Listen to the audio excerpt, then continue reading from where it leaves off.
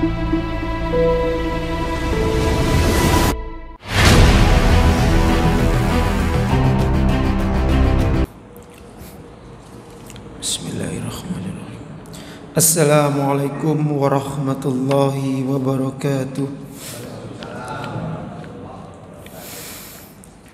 Alhamdulillahi rabbil alamin, alladzi khalaqana min 'alaq wa 'allamana ma lam na'lam. Asyhadu an la ilaha illallah wahdahu la syarika lah wa asyhadu anna Muhammadan abduhu wa rasuluh la nabiyya wa la rasula ba'dah. Allahumma salli wa sallim wa barik ala nabiyyina Muhammad wa ala alihi wa sahbihi ajma'in. Rabbi shrah li sadri wa yassir li amri wa hlul 'uqdatam min lisani yafqahu qawli, amma ba'd. Alhamdulillah, bapak-bapak, ibu-ibu, jamaah salat subuh yang dimuliakan oleh Allah. Alhamdulillah, kita memulai pagi kita dengan secara zahirnya adalah kebaikan-kebaikan, dan insyaallah itu menembus ruang batin kita, bahwasanya kita tunduk kepada Allah Subhanahu wa taala dan menginginkan diri kita menjadi lebih baik dan lebih baik di dalam perlindungan Allah Subhanahu wa taala. Dan di kesempatan yang mulia ini kita sambung pengajian kita, mengaji kita tentang kitab tauhid, bab tauhid. Insyaallah kita sampai kepada bagaimana huruf ba di dalam bismillah yang selalu kita ucapkan, apa maknanya, apa kandungannya, dan konsekuensinya bagaimana. Karena memang kalimat bismillahirrahmanirrahim itu yang menulis pertama kali pun merasa berat karena mengetahui kandungannya. Yang menulis bukan sesiapa yang menggunakan pena, tetapi pena sendiri itulah yang mengatakan berat. Karena al-qalam itu juga makhluknya Allah Subhanahu wa ta'ala, dan termasuk salah satu yang pertama kali diciptakan oleh Allah pertama kali. Toh kita ketika mau membangun sesuatu pasti memberikan sketsanya dulu, menuliskan sketsanya dulu, menggambarkan. Nah, Allah dalam penciptaan ini semua juga demikian. Ketika diperintahkan pertama kali dengan kalimat sudah diciptakan, terus tugas hamba apa wahai Allah Subhanahu wa taala? Nah, yang pertama kali kata Nabi meriwayatkan kepada kita, mengkabarkan kepada kita, Iqra bismillah, uktub bismillahirrahmanirrahim. Tulislah kalimat bismillahirrahmanirrahim. Tidak langsung tertulis dalam riwayat itu, memerlukan tahunan-tahunan dalam perhitungan alam gaib, bukan alam kita ini. Toh digambarkan di dalam Al-Quran, waktu sangat relatif tetapi mutlak bagi Allah. Relatif dalam artian bisa berubah-ubah menurut kadarnya, dan waktu di bumi dengan di langit sangat berbeda. Dan ketika kolam berada di dalam keberadaannya, sehingga menggunakan waktu bukan waktu di bumi. Allah menggambarkan juga Ya'ruju, malaikat itu naik turunnya ambil masa 50.000 tahun, dan itu masa di bumi. Tapi sehari semalam, andaikan dihitung dengan waktu bumi sedemikian, menunjukkan betapa agungnya Allah, betapa kuasanya Allah, mampu melipat waktu. Sedangkan kita sangat terikat dengan waktu, dan waktu juga adalah ciptaannya Allah. Ketika sudah mampu menuliskan bismillahirrahmanirrahim, memberikan dampak yang sangat besar. Karena kalau kita artikan kan jelas, bi itu dengan nama Allah. Berarti kita sudah mengakui. Dan di sini dikatakan waba di dalam Bismillahirrahmanirrahim lil musakhabah. Ketika kita mengucapkan Bismillahirrahmanirrahim. Dan di ayatnya sudah jelas Iqra bismi rabbik. Iqra bismi rabbikal ladzi khalaq. Ataupun Bismillahi majreha wa mursaha. Ketika fokus dengan ba-nya, kan seharusnya bisa kita mengucapkan Allahur Rahmanur Rahim. Tapi mengapa dibentuk dengan kalimat Bismillahirrahmanirrahim? Karena ba-nya mengandung yang pertama kali lil musakhabah, ada keberkawanan, kebersamaan. Sehingga kita yang menyadari sebagai makhluknya Allah yang mulia ini, ketika setiap segala sesuatu kita awali dengan basmalah, maka kita dengan sengaja itu sudah mengakui, menyadari Allah bersama kita. Tidak secara fisik yang kita fahami. Sehingga kita tidak boleh takut dengan apapun dalam hal ini. Inilah mengapa Allah sudah mengatakan kepada iblis dan pasukannya, sudah saya kasih izin kamu mendekati. Di dalam surat Al-Hijr itu juga, sudah saya berikan izin untuk menggoda manusia, menyesatkan. La uzayyinanna lahum, memperindah fit dunia, segala apapun yang dunia diberikan kekuasaan untuk memperindah bagi pandangan kita. Wala ughwiyannahum ajmain, dan juga diberikan hak bagi iblis untuk menyesatkan kita. Tapi kalau sudah terucap Bismillahirrahmanirrahim dan mengetahui maknanya, karena ilmu itu nanti bisa membangkitkan kita, kesadaran diri kita, keberadaan kita. Dan kalau sudah terucap Bismillahirrahmanirrahim, berarti dia sudah dengan sadar, melek, tidak bisa digoda. Sehingga apa? Mengetahui bahwasanya semua ini di dalam qadarnya Allah, dalam kekuasaannya Allah. Dan Allah ketika sudah mengatakan mengabarkan kepada iblis, illa ibadaka minhumul mukhlasin, katakanlah wahai iblis, ya, katakanlah bahwasanya kamu tidak bisa menggoda hamba-hambaku yang sudah ikhlas. Dipegang oleh iblis dan mengetahui kalau kita sudah ikhlas menyerahkan, mengamalkan segala sesuatu, ya Allah, Engkau sudah membersamai hamba. Sudah gak ada rasa takut kecuali kepada Allah Subhanahu wa taala. Nah, yang sudah sedemikian, SOP-nya jelas. Standard of operational procedure-nya sudah jelas. Berarti jin ini sudah menggantungkan amalannya kepada Allah. Duh, saya ingat perjanjiannya memang tidak boleh mendekati hamba-hambanya Allah yang sudah menyerahkan hidupnya kepada Allah Subhanahu wa taala. Ya sudah, memang enggak bisa. Tetapi ketika bismillah maknanya hilang di dalam diri kita, mulailah masuk lagi.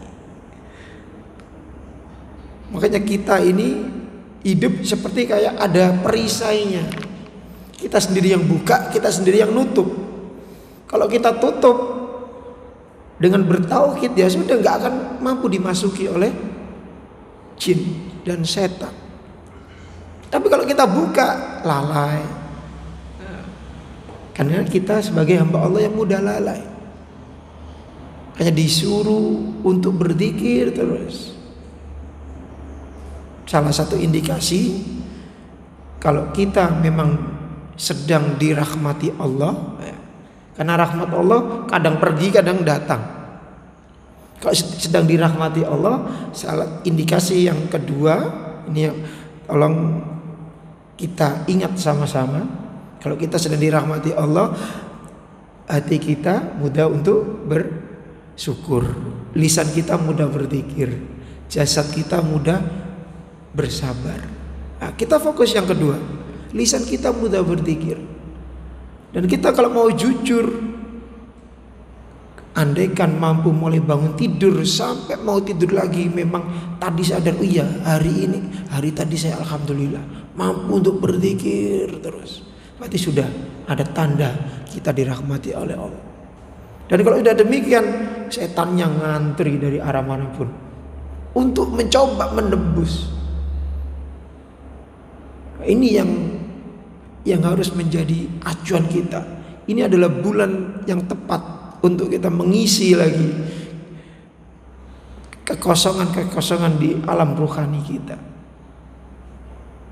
Hanya kata Bismillahirrahmanirrahim lil musakhabah, sudah yakin ya Allah, engkaulah yang sohib. Itu artinya kalau kita udah jadi bahasa Indonesia itu sohib itu yang menemani.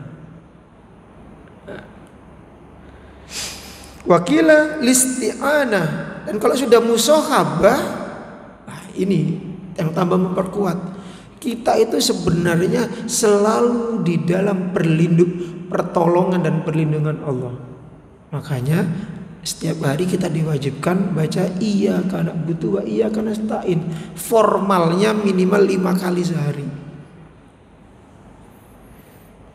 Suratnya banyak, tapi yang diwajibkan la tasihus sholatu illa bil fatihah. Sholat itu enggak sah kalau tidak ada fatihah di dalamnya. Kalau munfarid ya kita baca sendiri-sendiri. Kalau jamaah, kalau memang enggak ada waktu ya sudah kita ngikuti imam. Karena kita mengikuti imam, makmum kepada imam. Ketika imam membaca ya kita mendengarkan.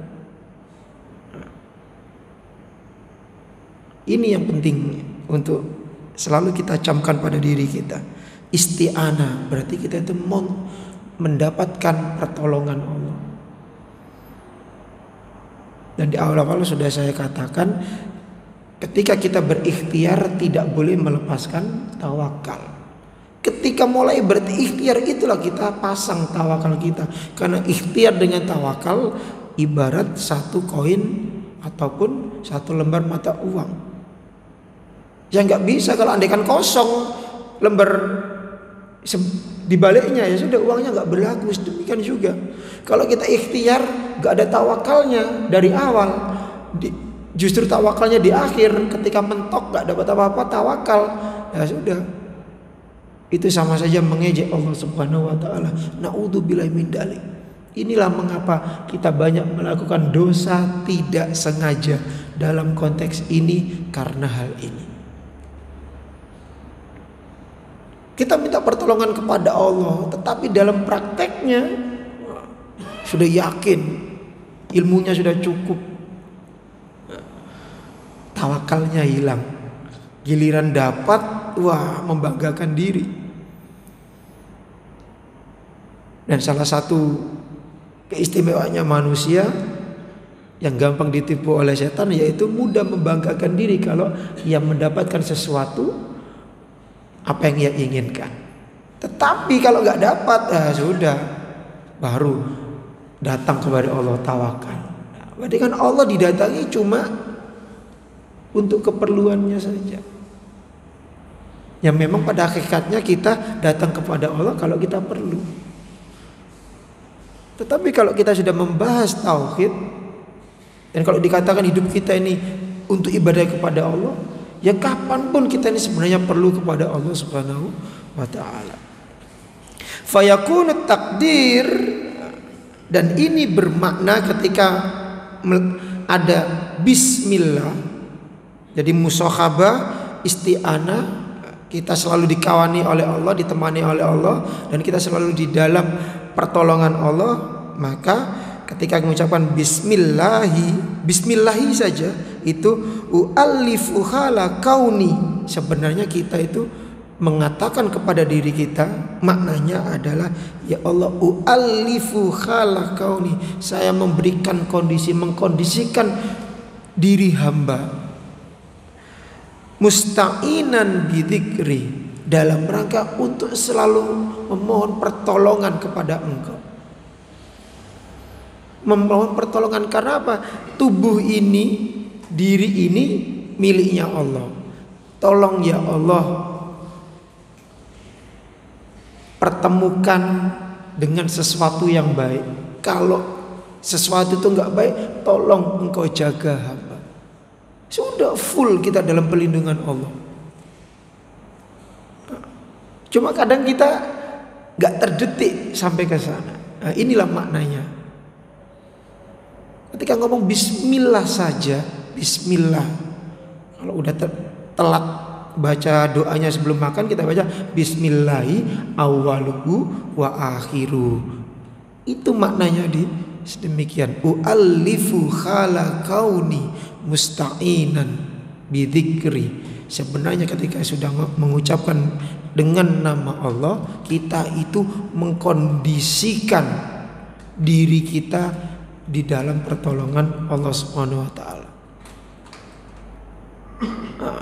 Para aulia, para syuhada, para anbiya sedemikian, dan digambarkan ketika di dalam berjihad dalam konteks perang pun demikian. Wa ma romaita id romaita walakinnallaha roma. Sebenarnya yang memanah, yang menembak itu bukan kamu wahai manusia, wahai hambaku. Sebenarnya Allah lah yang mengizinkan itu. Nah, ini kita ingin ditata kembali oleh Allah cara berpikir kita.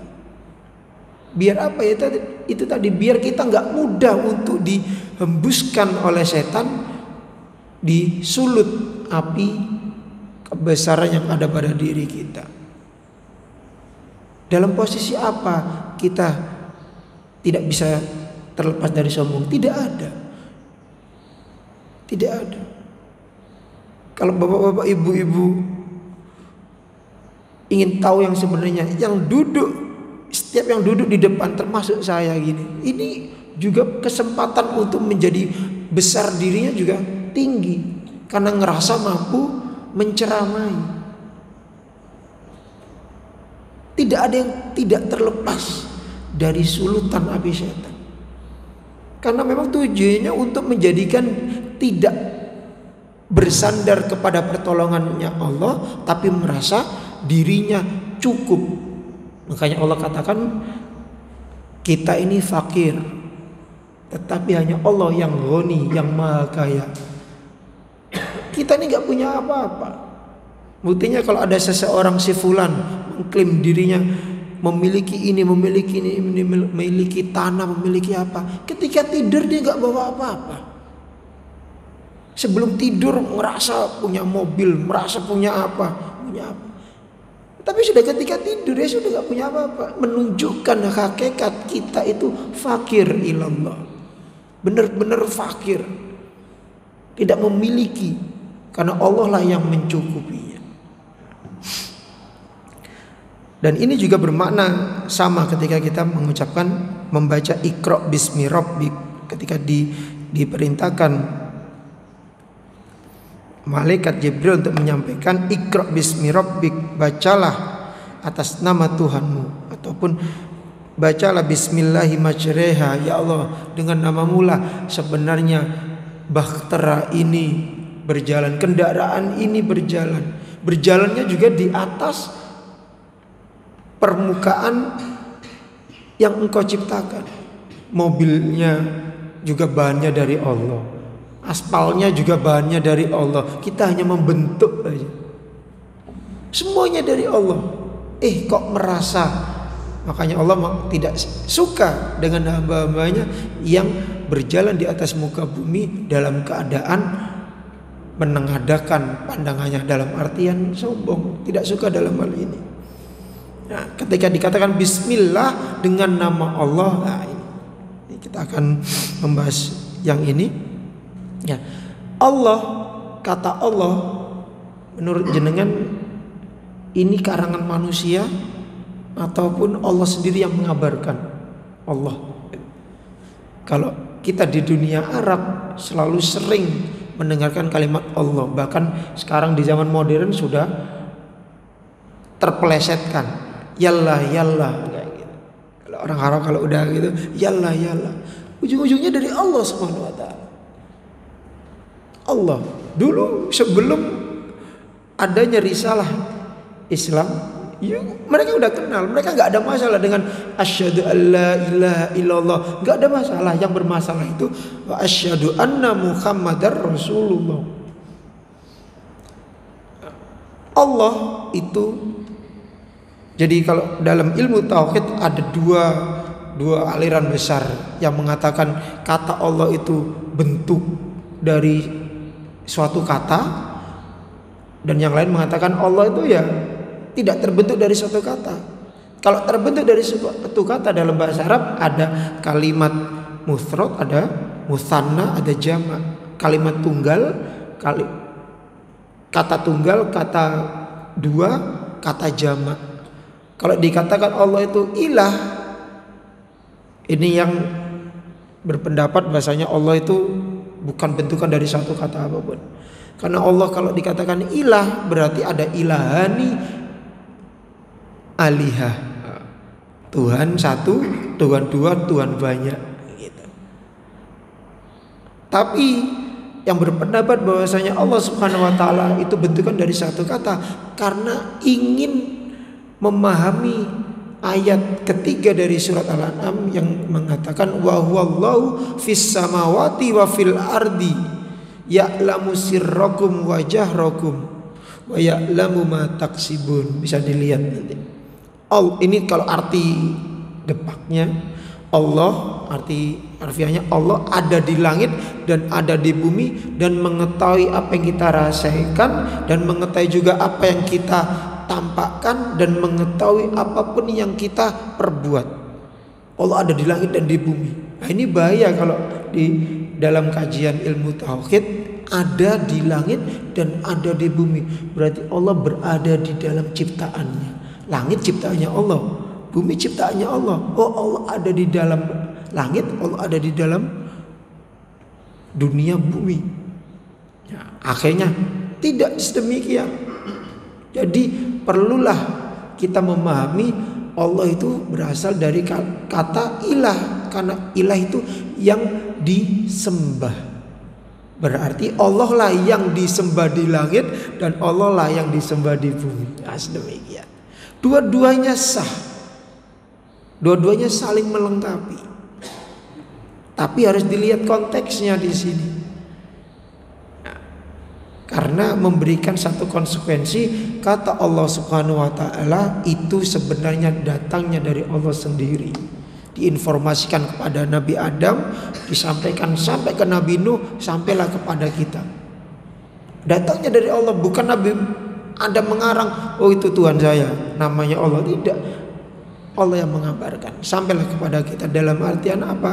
Ya, untuk menjaga kemurnian agama ini, bahwasanya agama ini bukan hasil produk manusia.